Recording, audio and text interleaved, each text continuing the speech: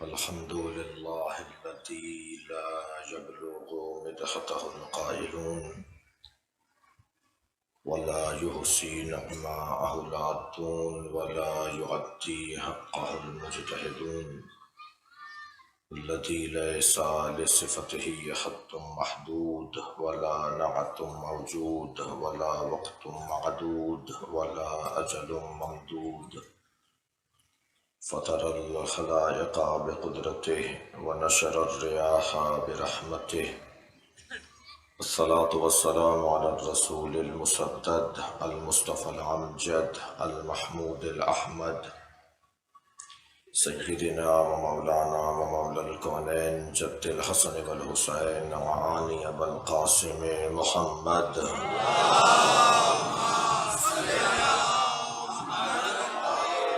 وآله الطيبين الطاهرين المعصومين الذين قال الله إنما يريد الله ليذهب عنكم الرجس أهل البيت ويطهركم تطهيرا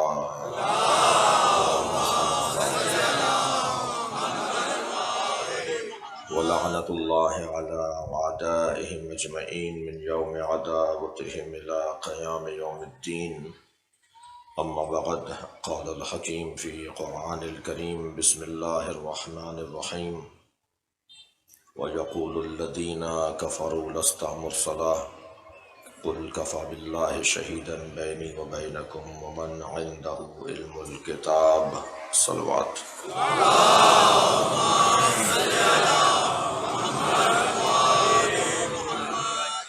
سورۃ المبارکہ رعد کی آخری آیت اللہ عظمت امیر المومنین فضیلت امیر المومنین پر ایک باب روشن کر رہا ہے۔ وَيَقُولُ الَّذِينَ كَفَرُوا، جنہوں نے کفر اختیار کیا وہ کہتے ہیں اور کہتے رہیں گے، لست مرسلا، آپ بھیجے ہوئے رسول نہیں ہیں۔ قل، تو اے میرے حبیب کہہ دیجئے، کفا باللہ شہیداً بینی و بینکم، اللہ میرے اور تمہارے درمیان گواہی کے لیے کافی ہے۔ ومن عندہ علم الکتاب، اور جس کے پاس علم الکتاب ہے وہ میرے اور تمہارے درمیان گواہی کے لیے کافی ہے۔ ترجمے میں نے یقولو کا ترجمہ فعل مضارع کا ترجمہ کیا ہے جو خود فعل مضارع ہے۔ وَيَقُولُ الَّذِينَ كَفَرُوا، جنہوں نے کفر اختیار کیا وہ کہتے ہیں اور کہتے رہیں گے، یعنی نبی کی رسالت کا انکار نبی کے زمانے میں بھی ہوا، نبی کی رحلت کے بعد بھی ہوا۔ مسیلمہ کذاب اور سجاح جیسے لوگ سامنے آئے جنہوں نے دعوی نبوت بھی کیا، اور پھر انہوں نے بھی اپنے زمانے میں شرمندگی اور ندامت کے علاوہ کوئی اور اوڑھنی نہیں اوڑھی۔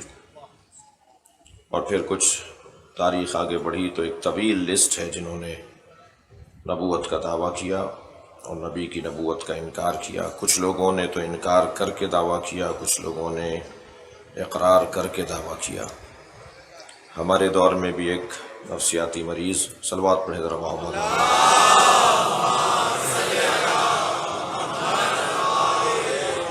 وہ دعوی نبوت کر چکا اور اس کے کچھ پیروکار ہیں،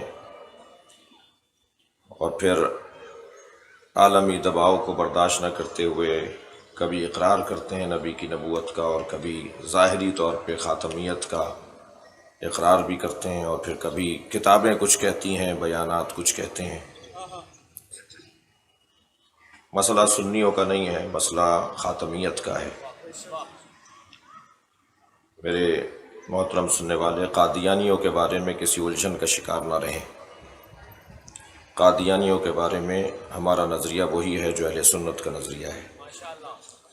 اس ملک میں ہم نے قادیانیوں کو مل کر یہ ثابت کیا کہ وہ غیر مسلم تھے، ہیں۔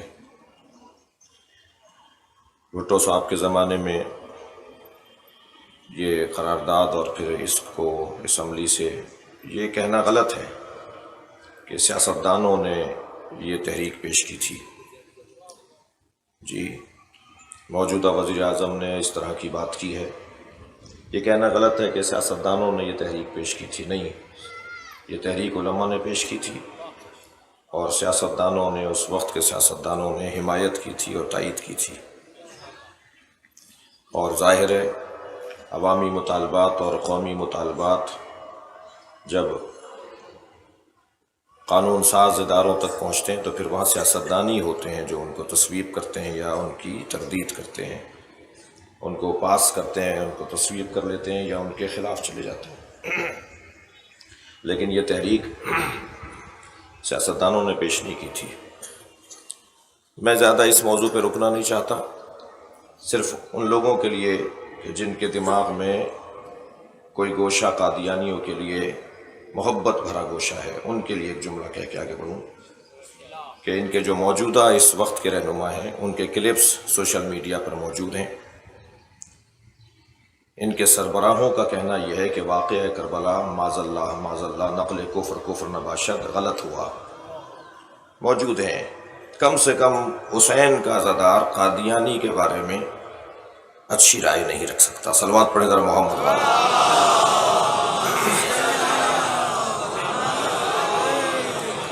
ان کے کلپس موجود ہیں، میں خود دیکھ کر سن کر آپ سے بات کر رہا ہوں، سنی سنائی بات تو ویسے بھی نہیں ہونی چاہیے۔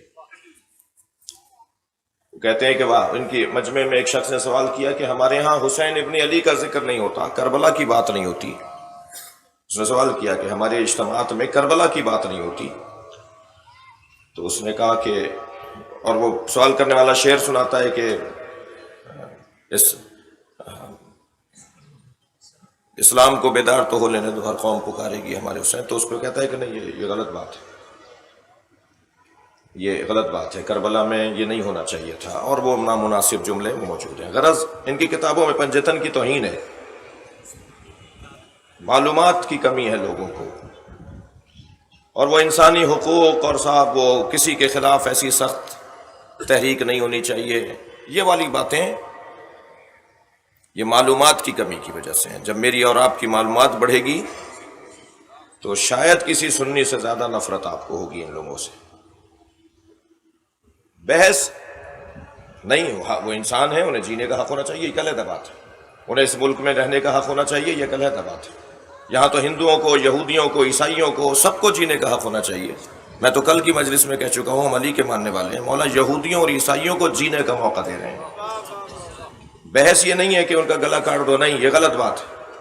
انسان ہیں، شہری ہیں، پاکستانی ہیں، یہاں کے رہنے والے ہیں، کوئی بھی ہو، کسی مسلک کا ہو، اسے جینے کا حق ہے، اسے سانس لینے کا حق ہے، اس کا وہی حق بنتا ہے جو کسی شیعہ کا بنتا ہے، کسی سنی کا بنتا ہے، کسی مسلمان کا بنتا ہے۔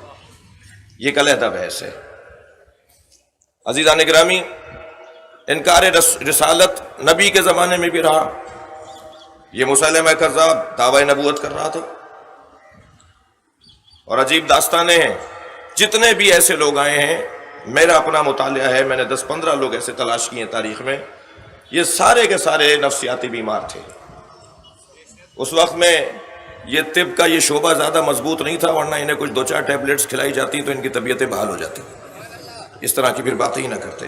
زیادہ تر بیمار تھے، دماغی بیمار تھے، جو انہوں نے دعوی نبوت کیا، اس طرح کے انداز اپنائے، ایسی باتیں کی کہ جو ایک پورا گروپ بنا کے چلے گئے، پوری ایک جماعت بنا کے چلے گئے، پورا ایک مذہب بنا کر چلے گئے۔ البتہ جس بھی باطل مذہب کے پیچھے پیسہ کار فرما رہا، اس کی عمر لمبی نہیں رہی۔ یہ علی کے چاہنے والوں کی داستان ہی کچھ اور ہے، ان کے پیچھے تو ان کے خلاف پیسہ لگا ہے، تب یہ حال ہے۔ صلوات پڑھیں ذرا محمد و آل محمد۔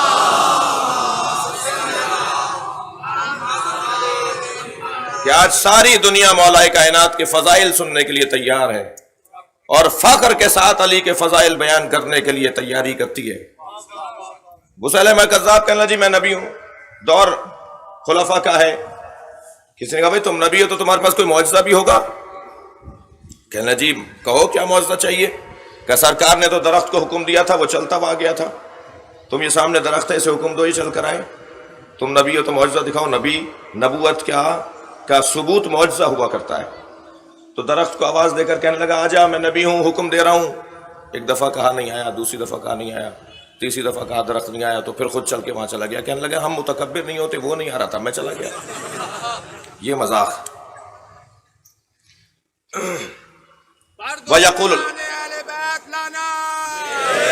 وَيَقُولُ الَّذِينَ كَفَرُوا لَسْتَ مُرْسَلًا، جو لوگ کفر اختیار کر چکے ہیں، جو کافر ہیں، وہ کہتے ہیں اور کہتے رہیں گے کہ آپ بھیجے ہوئے رسول نہیں ہیں. نبی کے زمانے میں بھی انکار رسالت، نبی کے بعد بھی نبی کی رسالت کا انکار رہا، اور آج تک بھی کچھ نہ کچھ ایسی مثالیں نظر آتی رہتی ہیں. ترجمہ جو میں نے آپ کو بڑی زحمت دی اس نقطے کے لیے، ترجمہ جو میں نے کیا یقول الذین کفروا، جنہوں نے کفر اختیار کیا وہ کہتے ہیں اور کہتے رہیں گے کہ لست مرسلا، بھیجے ہوئے رسول نہیں ہیں. اس ترجمے کا فائدہ کہاں ہے؟ اس ترجمے کا نتیجہ کہاں ہے؟ ثمرہ کہاں ہے اس ترجمے کا؟ جو کفر اختیار کرتے ہیں وہ کہتے ہیں اور کہتے رہیں گے کہ آپ بھیجے ہوئے رسول نہیں ہیں. تو اگر کہتے ہیں اور کہتے رہیں گے تو ہر زمانے میں اللہ کے ساتھ ایک گواہ رسول ہونا چاہیے جو نبی کی نبوت پر دلیل بنے. عزیزان گرامی، اس آیہ کریمہ کے مصداق ڈھونڈنے جب نکلیں گے تو سارے مسلمان بند گلی میں کھڑے ہیں. علی کے چاہنے والوں کو رستہ ملتا ہے کہ آج نبی کی نبوت پہ اگر گواہ ہے تو اسے امام مہدی کہتے ہیں. صلوات پڑھیں گے محمد و آل محمد.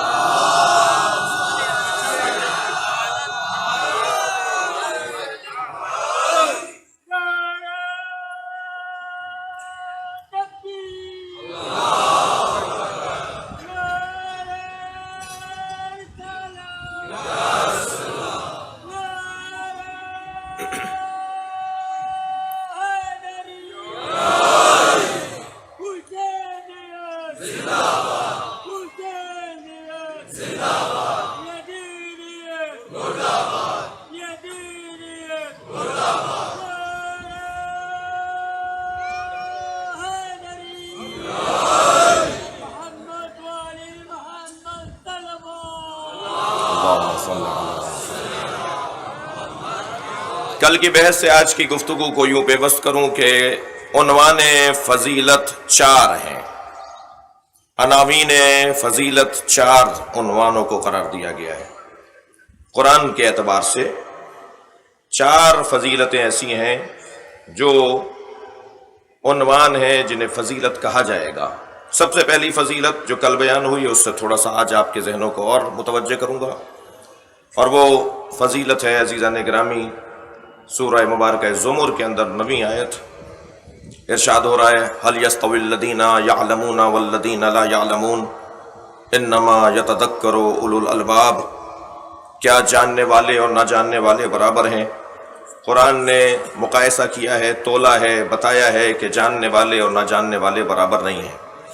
اور یہ ہمارا سوال کرنا کہ هل يستوي الذين يعلمون والذين لا يعلمون، ہمارا یہ پوچھنا صاحبان عقل کے لیے ایک تذکر ہے، ایک توجہ ہے، ایک احساس کا دلانا ہے. ہم یہ بتانا چاہتے ہیں کہ جاننے والے، قرآن کہہ رہا ہے جاننے والے اور نہ جاننے والے برابر نہیں ہیں. اللہ جاننے والوں کو نہ جاننے والوں پر فضیلت دے رہا ہے. کل کی گفتگو یہ تھی کہ علم کی 3 قسمیں ہیں: علم الاشیاء، علم ما کان وما یکون، اور علم ذات. مولا کائنات تمام انبیاء سے افضل ہیں. بعد از مصطفیٰ دنیا میں کوئی نہیں ہے جو علی کے برابر ہو. لہذا اگر عنوان فضیلت علم کے اندر ہم بحث کریں گے تو علی بن ابی طالب وہ عالم بے بدل ہے کہ جو علم الاشیاء کا بھی عالم ہے، علم ما کانا و ما یکون کا بھی عالم ہے، اور علم ذات کا بھی عالم ہے. حاکم مصر نے حاکم شام کو ایک پیغام بھیجا کہ اگر آپ مسلمانوں کے حکمران ہیں تو آپ کے ہاں دعویٰ رہا ہے کہ آپ علم رکھتے ہیں، تو مجھے بتائیں کہ میرے اس ایک گھوڑا بھیجا، میرے اس گھوڑے کی قیمت کیا ہے، کیا قیمت لگ سکتی ہے؟ دیکھیے ہمارے ہاں تو جب قیمتیں لگائی جاتی ہیں تو پسند کے مطابق لگائی جاتی ہیں، ضروری نہیں ہے کہ اس کا حق ادا ہو رہا ہو. ترازی طرفین کے مطابق قیمت لگائی جاتی ہے. دینے والا راضی ہے، لینے والا راضی ہے تو قیمت لگا دی جاتی ہے. ضروری نہیں ہے کہ جو قیمت لگائی گئی ہے وہ اس کا حق ہو. اچھا ذہن عالی میں رہے کہ علم کے ساتھ بڑا گہرا تعلق ہے قیمت کا، اور علم کے ساتھ بڑا گہرا تعلق ہے معرفت کا۔ میں نے ایک بات کر دی ہے تو اسے تھوڑا سا اور بہتر انداز سے ذرا مرتب کروں۔ اللہ نے کسی کو بغیر مقصد کے پیدا نہیں کیا، حتیٰ مکھی اور مچھر، یہ جو لاکھوں کروڑوں اربوں مکھی مچھر ہوں گے دنیا میں، اللہ نے ایک مچھر کو بھی بغیر مقصد کے پیدا نہیں کیا، کسی مکھی کو بھی بغیر مقصد کے پیدا نہیں کیا۔ آپ کو اور مجھے بغیر مقصد کے کیسے پیدا کرتا؟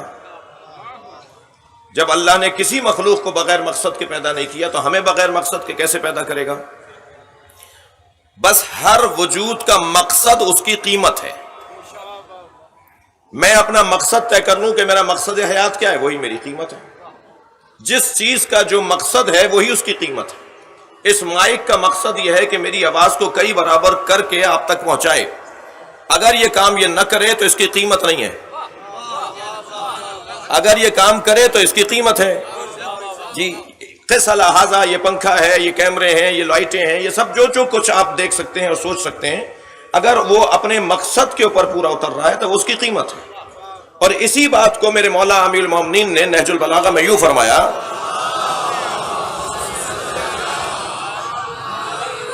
قیمت کل امرئ ما یحسنہ، ہر شخص کی وہی قیمت ہے جسے وہ چاہتا ہے۔ اس وقت مجلس میں بیٹھنا آپ کی قیمت ہے جی، اور آپ کا سودا اور آپ کا معاوضہ کریموں کے ہاتھ میں ہے، اس لیے بیٹھیں گے تو ہم شاید 1 گھنٹہ مگر جنت مل جائے گی اگر ہم چاہیں۔ صلوات پڑھیں محمد و آل محمد۔ ہر شخص کی قیمت وہی ہے جسے وہ چاہتا ہے، جسے وہ پسند کرتا ہے۔ حاکم شام کو حاکم روم نے، معاف کیجیے گا، حاکم روم نے ایک گھوڑا بھیجا کہ اس کی قیمت کیا ہے؟ آپ تو جانتے ہیں نا۔ اچھا، جو اپنی قیمت نہ جانتا ہو وہ کسی اور کی قیمت کیا لگائے گا؟ جی ایک عمومی بات کر رہا ہوں، جو اپنی قیمت ہی نہ جانتا ہو وہ کسی اور کی کیا قیمت لگائے گا؟ تو بہت دیر سوچا، بہت پوچھا، بہت مشورے ہوئے، آخر میں طے کیا کہ علی کے پاس مسئلہ بھیجا۔ میرے مولا کے پاس جس شخص نے آ کر پیغام دیا، میرے مولا نے بے ساختہ فرمایا کہ اسے سراب دکھا دو، جتنا دوڑتا ہوا چلا جائے یہی قیمت ہے، سراب اس کی قیمت ہے۔ ہر شخص کی قیمت وہ چیز ہے جسے وہ چاہتا ہے۔ اب انسان کس کو چاہتا ہے؟ سب سے زیادہ انسان اپنے آپ کو چاہتا ہے۔ یہ اپنے خاطر اپنا مال ختم کرنے کو تیار ہے، اپنی حیثیت ختم کرنے کو تیار ہے، اپنی کرسی چھوڑنے کو تیار ہے، کسی طرح میں بچ جاؤں۔ انسان کی قیمت خود انسان ہے، مگر مشکل یہ ہے کہ انسان اپنے آپ کو جانتا نہیں۔ جب بات آ رہی ہے قیمت کی اور بیچنے اور خریدنے کی، اور قرآن مجید میں بھی بیع و شراء کی آیات موجود ہیں، اللہ خریدتا ہے، مومنین سے خریدتا ہے، اللہ خریدنے والا ہے، مومنین بیچنے والے ہیں۔ یہ بیع و شراء کی اصطلاحیں جب قرآن میں موجود ہیں تو پھر ممبر سے بیان ہونا ان کا حق بنتا ہے۔ کس کی کتنی قیمت ہے، میری کتنی قیمت ہے، مجھے اندازہ نہیں ہے۔ مجھے تو اس سے پوچھنا چاہیے جس نے اپنی قیمت لگوا کر دکھائی ہے، اور وہ تاریخ اسلام میں واحد ذات ہے جسے علی بن ابی طالب کہا جاتا ہے۔ من الناس من یشری نفسہ ابتغاء مرضات اللہ واللہ رؤوف بالعباد، لوگوں میں سے کچھ ہیں جو اپنے نفس کو بیچتے ہیں، اللہ کی مرضیوں کو خریدتے ہیں۔ یہ میرے صلوات پڑھے ذرا محمد و آل محمد۔ یہ میرے مولا نے اپنی قیمت لگا کر بتائی کہ سب سے زیادہ علی بن ابی طالب نے اپنی قیمت لگوائی ہے۔ انسان کی سب سے بڑی قیمت اللہ کی مرضیوں کو خرید لینا اور اپنے آپ کو بیچ ڈالا۔ یہ کامیاب خریدار اور کامیاب بیچنے والا ہے جو اللہ کی مرضیوں کو خرید لے اور اپنے آپ کو بیچ ڈالے۔ مرضات الہی، رضوان من اللہ، اللہ کے رضوان کو خریدنا، مرضیوں کو خریدنا اور اپنے آپ کو بیچ ڈالنا، یہ انسان کی سب سے بڑی قیمت ہے۔ نہج البلاغہ آخری کلمات قصار مولا علی کے ذرا جا کے دیکھیے۔ ان آخری کلمات کے اندر مولا فرماتے ہیں انہو لیسا ثمن لانفسکم الا الجنہ. اے انسان، یہ دنیا، یہ پیسہ، یہ کرسی، یہ شہرت تیری قیمت نہیں ہے. خبردار اپنے آپ کو ان چیزوں کے لیے قرار نہ دے. تیری قیمت کچھ نہیں ہے، ان چیزوں میں سے کوئی بھی تیری قیمت نہیں ہے الا الجنہ. تیری قیمت جنت ہے. مولا علی کا فرمان. یہ جو مولا نے فرمایا ہے لیسا لانفسکم ثمن الا الجنہ. اچھا، حدیث یہاں مکمل نہیں ہے، پوری حدیث سن لیجئے. فلا تبیعوها الا بها. اپنے آپ کو نہ بیچنا، خود کو نہ بیچ ڈالنا مگر جنت کے عوض. سوال یہ ہے کہ یہ مولا نے قیمت میری اور آپ کی لگائی ہے. مولا بتا رہے ہیں جنہوں نے خود اپنی اچھی قیمت لگائی ہے وہی ہماری اچھی قیمت بتا سکتے ہیں، وہی ہماری رہنمائی کر سکتے ہیں کہ ہم اپنے آپ کو کتنے میں بیچیں. توجہ ہے؟ تو یہ جو ہمیں اپنے آپ کو بیچنا، علی کہہ رہے ہیں جنت سے کم اپنے آپ کو نہ بیچنا. سوال یہ ہے کہ یہ جو مولا نے فرمایا جنت سے کم اپنے آپ کو نہ بیچنا، یہ کم سے کم ہماری قیمت ہے یا زیادہ سے زیادہ ہماری قیمت ہے؟ جی، یہ علی نے کم سے کم قیمت بتائیے. اس سے کم میں سودا نہ کرنا، نقصان اٹھاؤ گے. ہماری کم سے کم قیمت جنت ہے، زیادہ سے زیادہ قیمت جنت نہیں ہے. اب یہ سننے کے بعد ذرا سورہ زمر کی 2 آیتیں سن لیجئے. آیت یہ کہتی ہے وَسِيقَ الَّذِينَ اتَّقَوْا رَبَّهُمْ إِلَى الْجَنَّةِ زُمَرًا. جب محشر سجے گا، جب اہل محشر کو لایا جائے گا، جمع کیا جائے گا، تو صاحبان تقویٰ کو جنت کی طرف لے جایا جا رہا ہوگا. صاحبان تقویٰ کو جنت کی طرف لے جایا جا رہا ہوگا، مگر وہ جنت جا نہیں رہے ہوں گے، انہیں دھکا دے دے کر لے جایا جا رہا ہوگا. اچھا، اسی سورہ کے اندر ایک اور آیت بھی ہے وَسِيقَ الَّذِينَ كَفَرُوا إِلَى النَّارِ زُمَرًا. جنہوں نے کفر اختیار کیا انہیں دوزخ کی طرف دھکا دے کے لے جایا جا رہا ہوگا. اچھا، یہ تو بات سمجھ میں آتی ہے. دقت ہے، یہ بات تو سمجھ میں آتی ہے کہ دوزخ کی طرف دھکا دے کر لے جایا جائے، مگر یہ کیسے سمجھیں گے کہ جنت کی طرف بھی دھکے دے دے کر لے جایا جا رہا ہوگا؟ بھائی جنت تو چاہتے یہی تھے کہ جنت مل جائے، اب جنت مل رہی ہے تو جا کیوں نہیں رہے؟ یہ لفظ سیقا وہاں استعمال ہوتا ہے کہ جہاں کسی چیز کو دھکا دیا جائے. سائق دھکیلنے والے کو کہتے ہیں، قائد لے کے چلنے والے کو کہتے ہیں. سائق اور قائد ایک دوسرے کی ضد ہیں. جو کسی کو ہکا کر دھکا دے کر لے کر جا رہا ہو اسے سائق کہتے ہیں، اور جو آگے چل رہا ہو اور اس کے پیچھے لوگ چل رہے ہیں اسے قائد کہتے ہیں. جی، اب ہمارے یہاں مشکل یہ ہے کہ ایک جانب تو کہا جاتا ہے ہمارے یہاں قیادت نہیں ہے، دوسرے جانب ہر بندہ قائد ہے. صلوات پڑھ لیں ذرا محمد و آل محمد. اس سے اونچی صلوات ہدیہ کر دیں ذرا.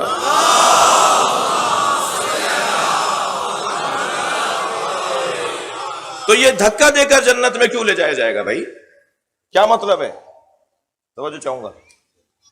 سیق الذین اتقوا ربهم الی الجنہ زمرا، دھکا دے دے کے جنت کی طرف لے جا رہے ہیں. اللہ اکبر. توجہ چاہوں گا عزیزان گرامی، دھکا دے کے جنت میں اس لیے لے کے جا رہے ہیں کہ قیمت تو جنت لگی ہے مگر یہ قیمت ان کی کم لگی ہے، یہ راضی نہیں ہے اس قیمت پر.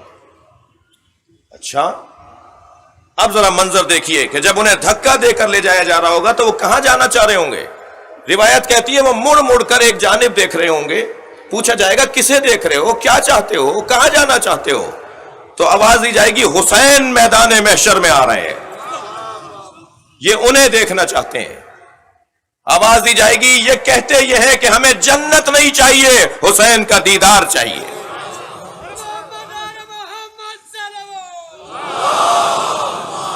اللہ اکبر. حدیث سنانے جا رہا ہوں آپ کو. پوچھا جائے گا من ہم، یہ کون ہے؟ ہم تو ترس رہے ہیں کہ ہمیں جنت میں لے جایا جائے، یہ کون ہے جنہیں جنت میں لے جایا جا رہا ہے تو وہ جانے کو تیار نہیں ہے؟ تو فرشتے آواز دیں گے ہم خداس الحسین، یہ دنیا میں حسین حسین پکارنے والے لوگ ہیں. خداس جم مبالغے کا لفظ ہے، حدث سے زیادہ بولنے والے، حسین زیادہ بولنے والے. عزیزان گرامی، قیمت انسان کی کم سے کم جنت ہے، زیادہ سے زیادہ وہ جنت ہے کہ جس میں حسین ہو. وہ قرب ہے جس میں حسین ابن علی ہوں۔ دیکھیے ہمیں اور آپ کو اس دنیا سے جانا ہے، کوئی آب حیات پی کر نہیں آیا، کسی نے یہ طے نہیں کر لیا کہ وہ مثلاً 8,000 سال تک زندہ رہے گا، بلکہ اگر وہ زندہ رہنا بھی چاہے تو پوتے پڑ پوتے رہنے نہیں دیں گے۔ اس لیے جانا تو ہے ہمیں۔ یہاں ابھی دادا پردادا تھوڑے سے ہی ہاتھ پیر ان کے ذرا ان کے قابو سے باہر جاتے ہیں تو نواسے پوتے دعائیں کر رہے ہوتے ہیں اور دعا بھی کرواتے ہیں، مولانا دعا کریں اللہ ان کی مشکل آسان کرے۔ بھائی تمہاری مشکل آسان ہوگی، ان کی کیا مشکل آسان ہوگی؟ جی تو یہ حال ہے ہمارے ہاں۔ تو جانا تو سب کو ہے، کوئی رہنے والا تو ہے نہیں اس دنیا میں۔ تو بہتر یہ نہیں ہے کہ ہم جائیں مگر نہ جانے پائیں، اور ایک نئی اور ہماری شکل بن جائے، ایک نیا اور انداز اپنا لیں، اور وہ یہ کہ دوسرے کی خاطر زندگی گزارتے چلے جائیں، اور جائیں بھی تو دوسروں کو زندگی دے کے چلے جائیں۔ جی ڈاکٹر ادیب الحسن صاحب نے کراچی یونیورسٹی کے اندر ایک سیمینار رکھوایا، اس میں مفتی منیب الرحمان صاحب بھی مہمان تھے، جناب مفتی شیرانی صاحب جو اسلامی نظریاتی کونسل کے چیئرمین تھے پچھلے دور میں، اور ایک میں حقیر فقیر بھی تھا۔ اس میں ہم نے اپنے اپنے مقالے پیش کیے، اور میں نے فقہاء اہل بیت کی تعلیمات کی روشنی میں، ائمہ اہل بیت کی تعلیمات کی روشنی میں، قرآن کی تعلیمات کی روشنی میں مقالہ تیار کیا، جو انہوں نے چھپوایا بھی ہے کراچی یونیورسٹی کی اور SIOT کی ہم آہنگی کے ساتھ، اور وہ کثیر الاشاعت بھی ہے، بہت جگہوں پر وہ پڑھا گیا ہے، دیکھا گیا ہے۔ حتیٰ ہمارے بعض علماء نے مجھ سے مانگا کہ بھئی تم یہ کہاں سے، تم نے یہ باتیں کہاں سے دیکھی ہیں، کہاں سے سمجھی ہیں؟ ہمیں بھی صلوات پڑھ لیں ذرا محمد و آل محمد۔ تو میں نے الحمدللہ اپنے علماء کو بھی وہ مقالہ بھیجا، اور اکثریت ظاہر ہے جب بات معقول ہوگی اور مدلل ہوگی تو بات ماننی پڑتی ہے، ہمیں ابن دلیل ہونا چاہیے، ہمیں دلیل کے آگے جھک جانا چاہیے۔ اور تمام فقہاء شیعہ، حضرت آیت اللہ سیستانی، حضرت آیت اللہ خامنئی، خاص طور پر حضرت آیت اللہ مکارم شرازی، میں نے ان کے مقالے زیادہ پڑھے جب تیاری کر رہا تھا۔ تمام فقہاء امامیہ کا نظریہ ہے کہ آرگن ڈونیشن، اعضاء کا اہدا، اپنے اعضاء کو ہدیہ کرنا، یہ شرعی طور پہ چند شرائط کے تحت جائز ہے۔ توجہ ہے؟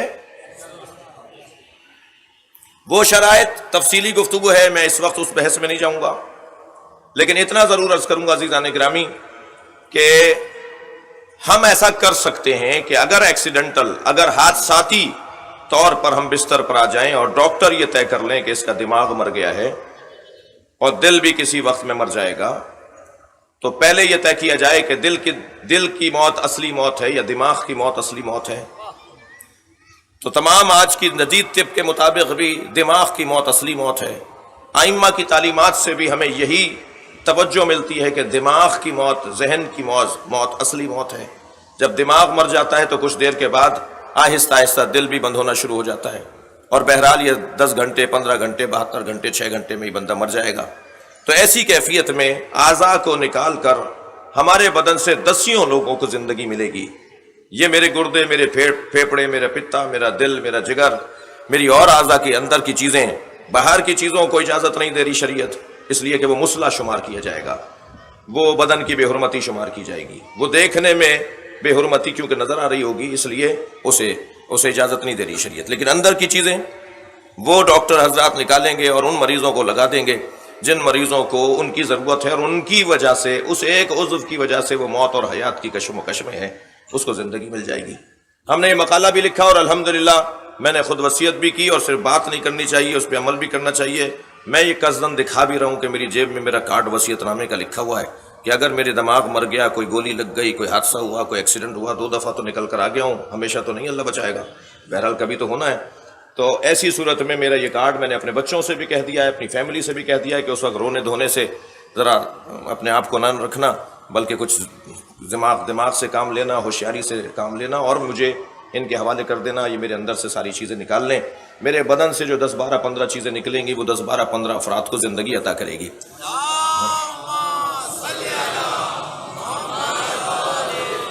اور اب پہلے تو SIOT کے اس میں، لیکن اب یہ باقاعدہ ایک ادارے کے طور پر یہ جو ہے وہ ادارہ سامنے آ چکا ہے، اور اس ادارے کو جو ہے وہ ہوٹا کے نام سے ادارہ تمام صوبوں کے اندر موجود ہے، اور یہاں کراچی میں بھی، اور اس وقت مرکزی کیمپ میں بھی ان کے فارم رکھے ہوئے ہیں۔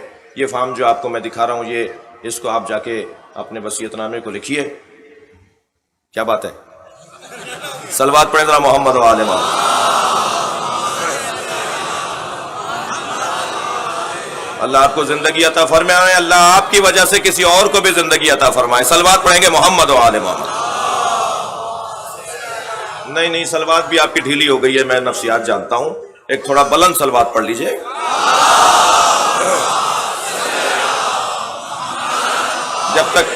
جب تک آپ مطمئن نہیں ہوں گے صلوات بھی میرے کہنے پہ اچھی نہیں پڑیں گے، مجھے پتا ہے۔ تو میں اطمینان قلب کے لیے ایک اور جملہ کہہ دیتا ہوں۔ ایک صاحب کہنے لگے مولانا میرے گردے اگر کسی ہندو کو لگ گئے تو کیا ہوگا؟ میرا جگر کسی عیسائی کو لگ گیا تو کیا ہوگا؟ میری آنکھیں اگر کسی سنی کو لگ گئی تو کیا ہوگا؟ تو یہ 4-6 لوگوں نے ایسے سوالات کیے تو میں نے ان سب کو ایک جواب تو یہ دیا، گھٹے ہوئے دماغ والا شیعہ نہیں ہوتا، تنگ نظر شیعہ نہیں ہوتا، جو علی کا ماننے والا ہے وہ تنگ نظر نہیں ہوتا۔ اور کیا معلوم تمہارے گردے اگر کسی ہندو کو لگ گئے تو وہ مسلمان ہو جائے؟ کیا معلوم تمہارے پھیپڑے اگر کسی عیسائی کو لگ گئے تو وہ مسلمان ہو جائے؟ اور دھیمے سے کہتا ہوں کیا معلوم اگر تمہاری آنکھیں کسی سنی کو لگ گئی تو وضع خانے میں زیارت کرنے آ جائے؟ نہیں بھائی، مثبت سوچو نا، مثبت سوچو۔ ہم اپنی قیمت طے کریں، ہماری قیمت کیا ہے؟ ہماری قیمت رضوان من اللہ، اللہ کی مرضیوں کا حاصل کرنا۔ من کانا خیر الناس یا رسول اللہ، اے اللہ کے رسول سب سے اچھا انسان کون ہے؟ فرمایا من کانا خیرن للناس، جو لوگوں کے لیے اچھا ہے وہی سب سے اچھا ہے۔ جی میرے مولا علی علیہ السلام سے سوال کیا، یحیی الارض بعد موتها، صلوات پڑھے ذرا محمد و آل محمد۔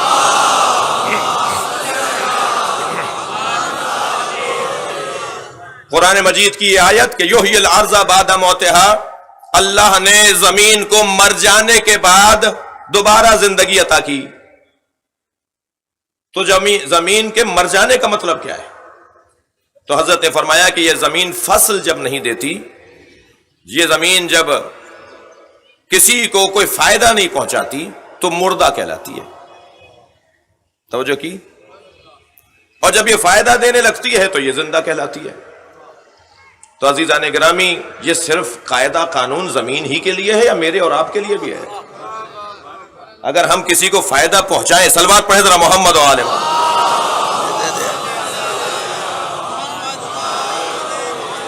تو ہم زندہ کہلائیں گے، اور اگر ہم کسی کو فائدہ نہیں پہنچا رہے تو ہم زندہ بھی ہوں گے تو زندہ نہیں ہوں گے۔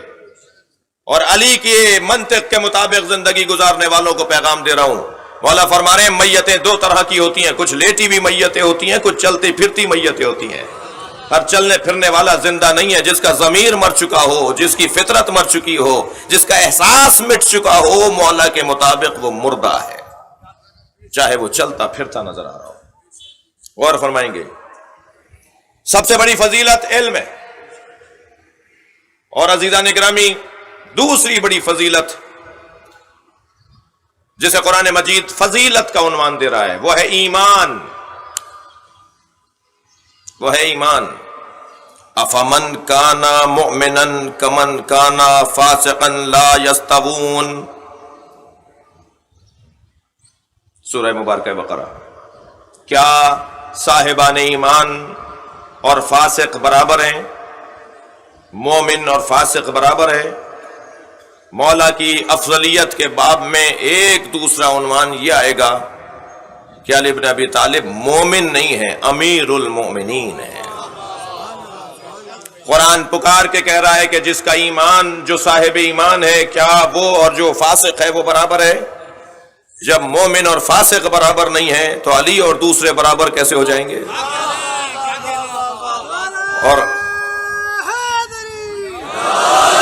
اور ایمان کا عالم مولا امیر المومنین کے ہاں یہ ہے، اللہ اکبر، کہ جب بات ایمان کی آئے گی تو ترتیب لیجئے، اللہ کے بارے میں کیا ایمان ہے، قیامت کے بارے میں کیا ایمان ہے، اس دنیا کو کس آنکھوں سے دیکھتے ہیں علی۔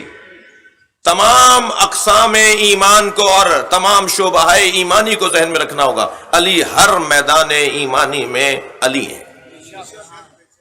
لہذا فرماتے ہیں ما عبدتو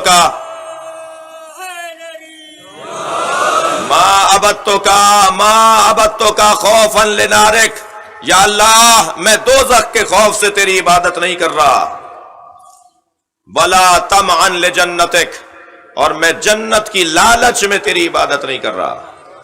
بل وجدتک اہلا لعبادتک فعبدتک، بلکہ مجھ علی نے تجھے اہل پایا ہے کہ تو ہی معبود ہے، اس لیے میں تیری عبادت کر رہا ہوں۔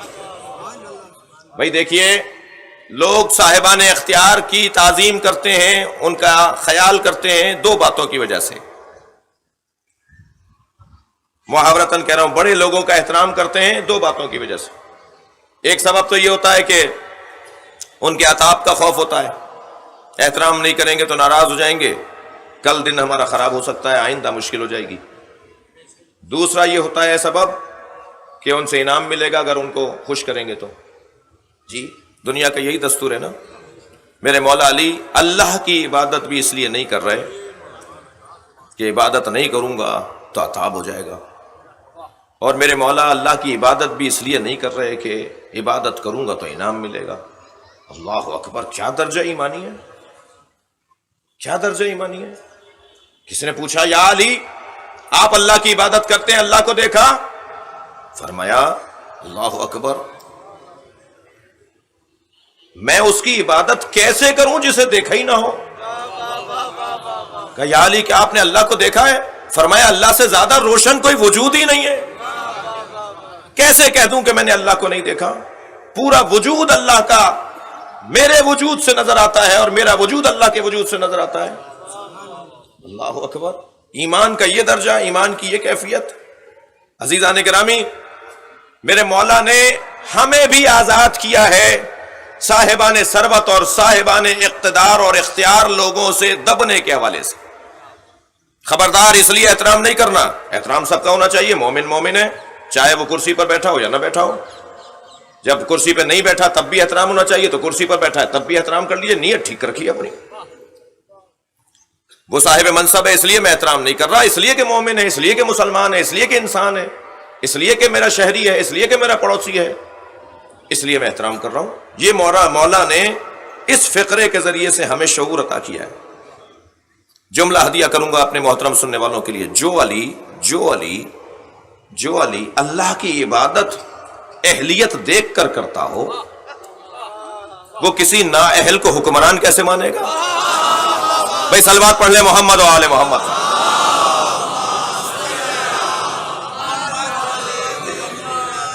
اور میرے مولا نے کبھی کسی شخص کے آگے خود کو نہیں جھکایا، کبھی کسی کے آگے علی بن ابی طالب نے اپنے آپ کو پیش نہیں کیا کہ یہ بڑا آدمی ہے۔ علی کے نزدیک کوئی بڑا ہی نہیں ہے سوائے اللہ کے، اور بعد از خدا اگر کوئی بڑا ہے نبی کے مولا کے نزدیک تو وہ مولا رسول ہیں۔ دلیل دینے جا رہا ہوں، امام حسن مجتبیٰ نے بیعت نہیں کی، امام حسین نے بیعت نہیں کی، تو کوئی تو بڑھ کر کہتا کہ تمہارے ابا نے بھی کر لی تھی تو تم بھی کرو۔ نہیں گئی میری بات، صلوات پڑھیں ذرا محمد و آل محمد۔ کوئی تو کہتا کہ آپ کے والد نے بھی کی تھی، آپ کیوں نہیں کر رہے؟ لوگ تو نہیں بدلے نا، توجہ کر رہے ہیں؟ علامہ اقبال کا نظریہ امام حسن کے بارے میں سنا دو۔ امام حسن نے بیعت نہیں کی ہے، اقبال کا نظریہ سنیے۔ مادر آن مرکز پرکار عشق، جب جناب زہرا کے فضائل پڑھتے ہوئے کہتے ہیں نا یہ اس کی ماں ہے جو عشق کے دائرے کا مرکز ہے، اب یہ اس میں تو امام حسن بھی آتے ہیں، امام حسین بھی آتے ہیں، تو علامہ اقبال نے اسے اس کے اشارے کی تشریح کی ہے، کبھی امام حسین کی طرف سے ان کی فضیلت بیان کر کے، کبھی امام حسن کی فضیلت بیان کر کے۔ مادر آن مرکز پرکار عشق فرماتے ہیں حدیث عشق دو بابس کربلا و دمشق، یکے حسین رقم کر دی گرے زینب۔ ان دو مصروں میں مادر آن کا اشارہ کر دیا کہ حسین کی ماں ہے اور زینب کی ماں ہے۔ امام حسن کے لیے اسی کلام کے اندر فرماتے ہیں ہاں یکے، صلوات پڑھے ذرا محمد و آل محمد۔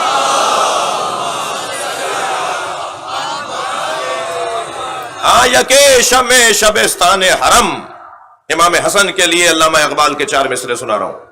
ہاں یکے شمع شبستان حرم، ان میں سے ایک، جن کی یہ مادر گرامی ہے، ان میں سے ایک جو حرم الہی کی شمع ہے۔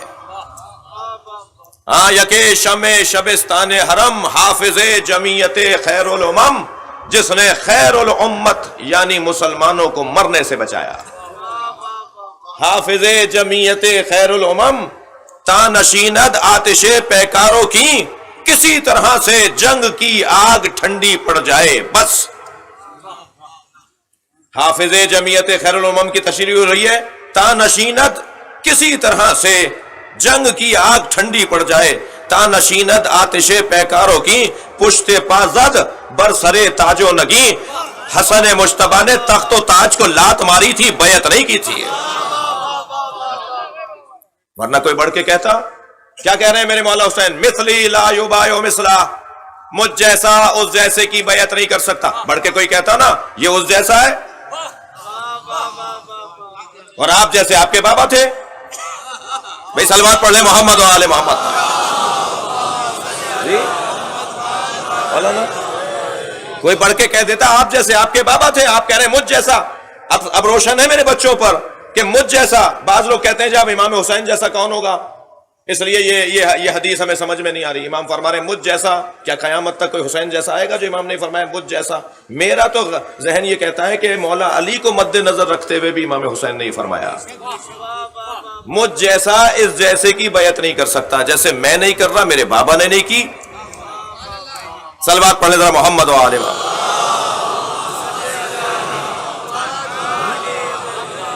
عزیزان گرامی،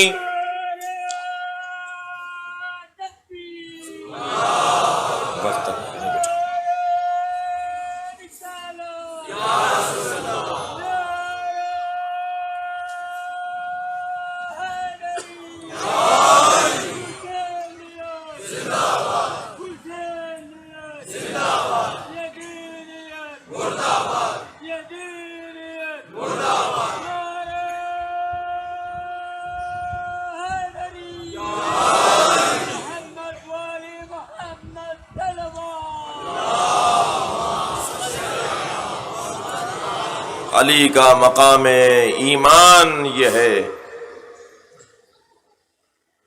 لو کشف الغطاء لمزددت یقینا، اگر میرے سامنے سے حجاب ہٹا دیے جائیں تو میرے ایمان میں اضافہ نہیں ہوگا۔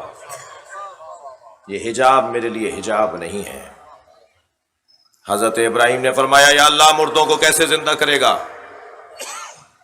فرمایا تین پرندے لو، ان کو ذبح کرو، ان کے گوشت کو مخلوط کرو، پہاڑی کی چوٹیوں پر گوشت جا کے رکھ دو، ہر پرندے کی چونچ پکڑ کے اسے آواز لگاؤ، تینوں چوٹیوں سے جو گوشت اڑ اڑ کر آئے گا اور اس پرندے کی چونچ کے ساتھ مل مل کے بھڑکتا ہوا پرندہ بنے گا، تب تمہیں پتہ چلے گا کہ ہم کیسے مردے کو زندہ کرتے ہیں۔ اے ابراہیم کیا تمہیں ہم پر ایمان نہیں ہے کہ ہم مردوں کو زندہ کریں گے؟ میں نہیں، میں ایمان تو رکھتا ہوں، لیطمئن قلبی، اطمینان قلب چاہتا ہوں۔ اللہ اکبر، ایمان حیدر کرار۔ ایک پہلو دیکھتے جائیے عزیزان گرامی، حضرت ابراہیم امام ہیں، رسول ہیں، نبی ہیں، رسول ہیں، امام ہیں، اس کے باوجود اطمینان قلب چاہتے ہیں۔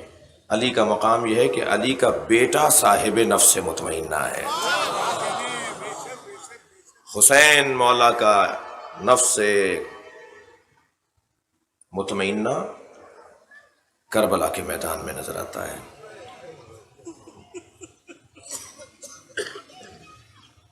خوب سجائی ہے میرے مولا نے کربلا، خوب سجائی ہے۔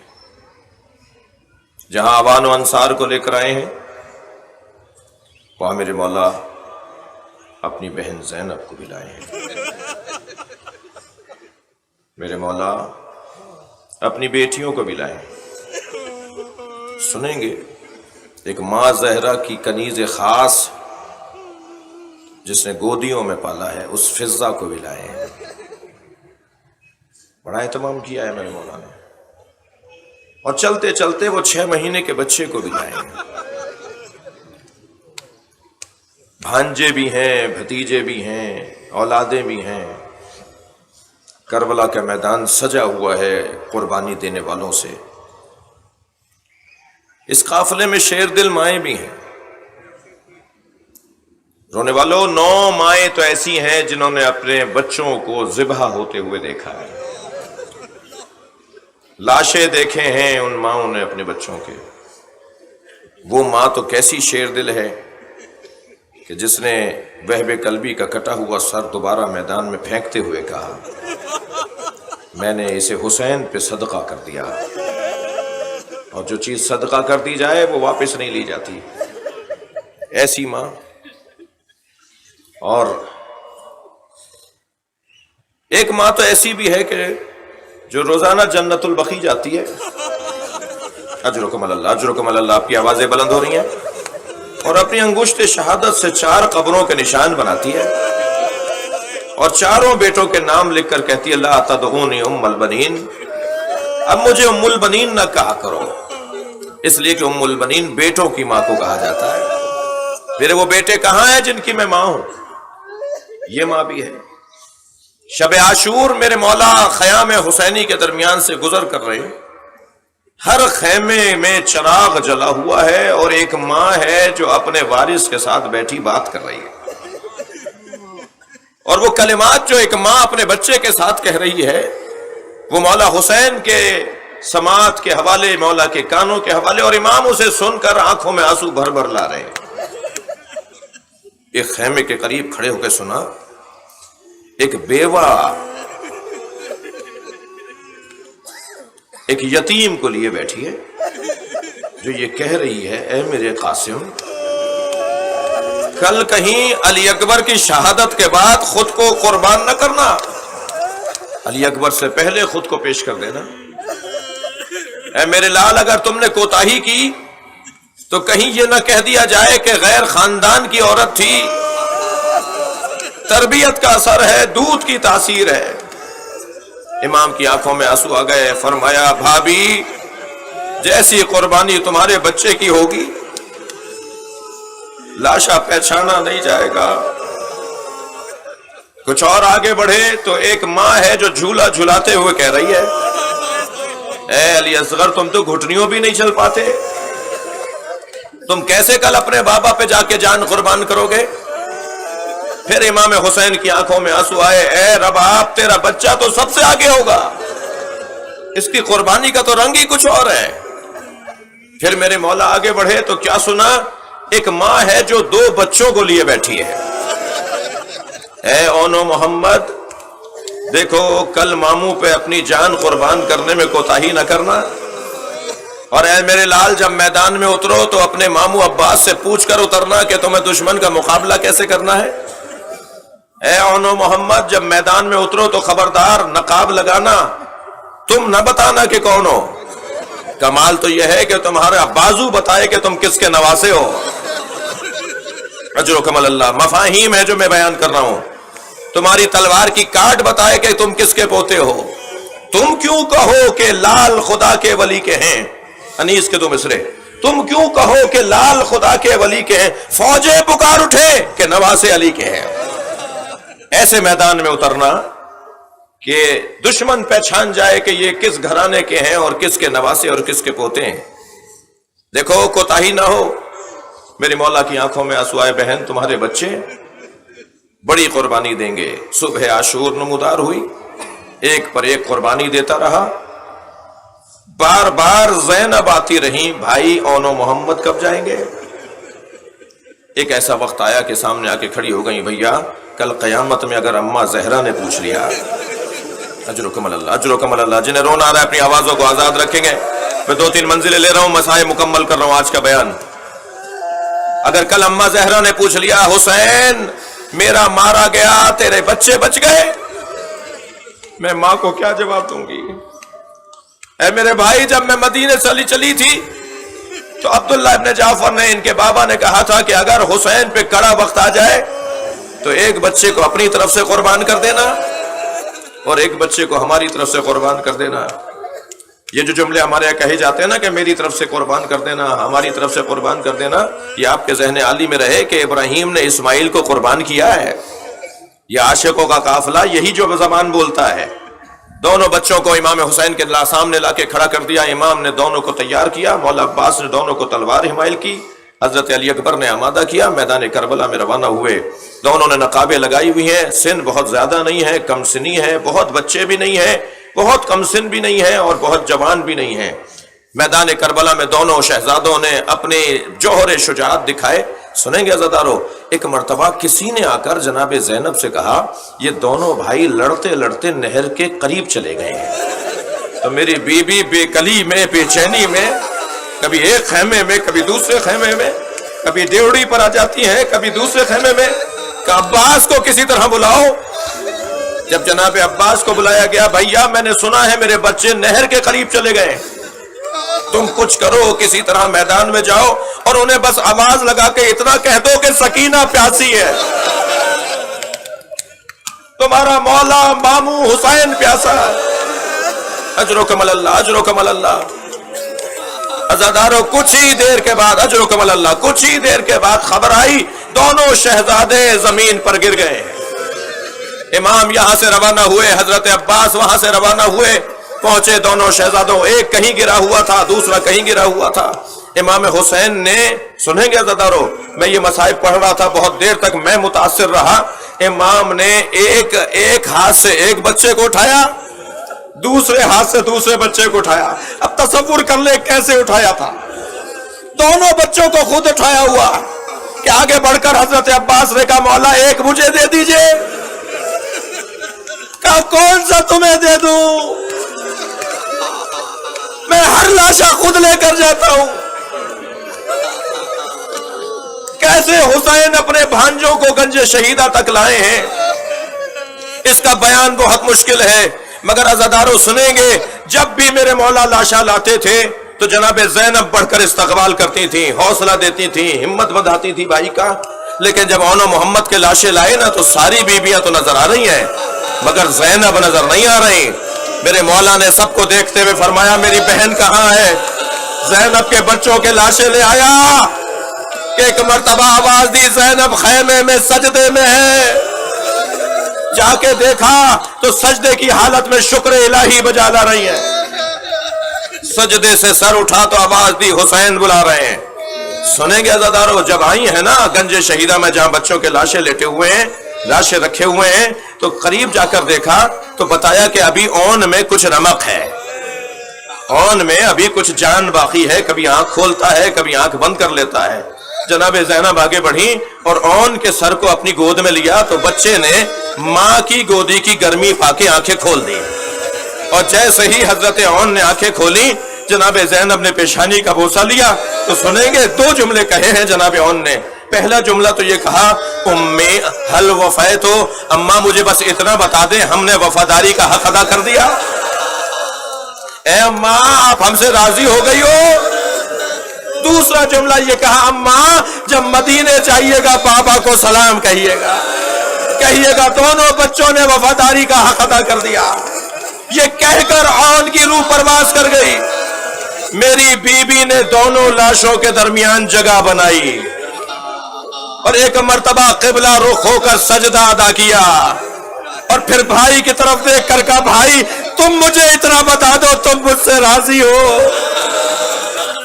زینب نے اپنی کمائی لٹا دی۔ اللہ لعنت اللہ علی قوم الظالمین۔ یا اللہ ان آوازوں پہ رحمت نازل فرما، رونے والوں کی توفیقات میں اضافہ فرما، امام زمانہ کے ظہور میں تعجیل فرما۔ ربنا آتنا فی الدنیا حسنۃ وفی الآخرۃ حسنۃ وقنا عذاب النار۔ الہی و سیدی و مولائی